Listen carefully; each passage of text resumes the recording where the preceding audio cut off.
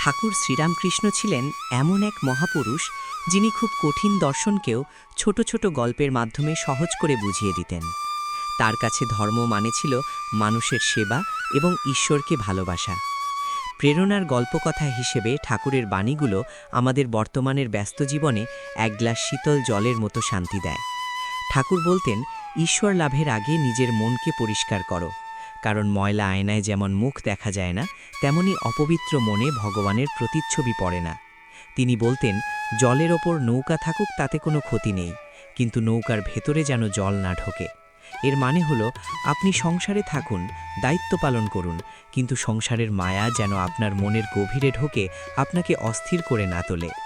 ঠাকুরের বিখ্যাত যত মত তত পথ বাণীটি আমাদের শেখায় যে সব ধর্মই সত্য এবং সব পথই সেই এক পরমেশ্বরের কাছে গিয়ে মেশে। তিনি বলতেন, যারা ঈশ্বরের ওপর বিশ্বাস রাখে তাদের জন্য ভগবান সব ব্যবস্থা করে রাখেন। যেমন একটি শিশু জানে না তার মা কোথায়, কিন্তু মা ঠিকই তার শিশুর প্রয়োজন বোঝেন। আমাদের উচিত ঠাকুরের মতো সরল হওয়া, কারণ সরলতা ছাড়া ঈশ্বরকে ছোঁয়া যায় না।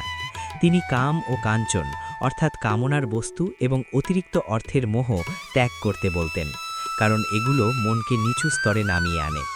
জীবনের সব জটিলতা দূরে সরিয়ে রেখে যদি আমরা প্রতিদিন ঠাকুরের এই সহজ কথাগুলো কিছুক্ষণ ভাবি, তবে আমাদের মন থেকে দুশ্চিন্তা চিরতরে বিদায় নেবে।